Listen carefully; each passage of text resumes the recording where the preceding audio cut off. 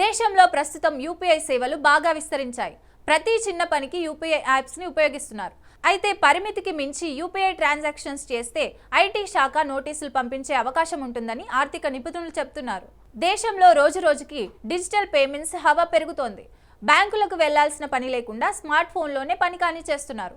ఒకప్పుడు డబ్బులు వేయాలంటే బ్యాంకుకు వెళ్లి లైన్లో నిలబడి ఓచర్ నింపడం ఇలా చాలా పెద్ద కథే ఉండేది. కానీ ప్రస్తుతం అంతా మారిపోయింది. సెకండ్లలో డబ్బులు పంపించేందుకు రోజులు వచ్చేసాయి. డిజిటల్ పేమెంట్స్లో అత్యధికం యూపీఐ ద్వారానే జరుగుతున్నాయి. Google pay, phone pay, Paytm ఇలా రకరకాల యాప్స్ని ఉపయోగిస్తున్నారు.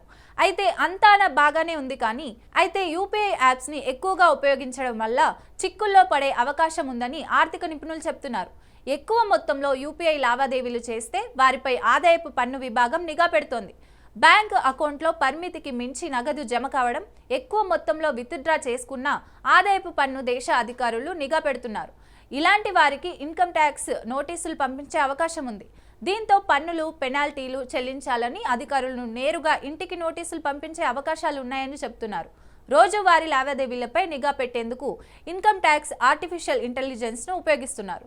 ట్రాన్సాక్షన్స్ చేసే వారిపై చర్యలు తీసుకుంటున్నారు. సాధారణంగా సేవింగ్స్ అకౌంట్లో ఒక ఏడాదికి 10 లక్షల లిమిట్ ఉంటుంది.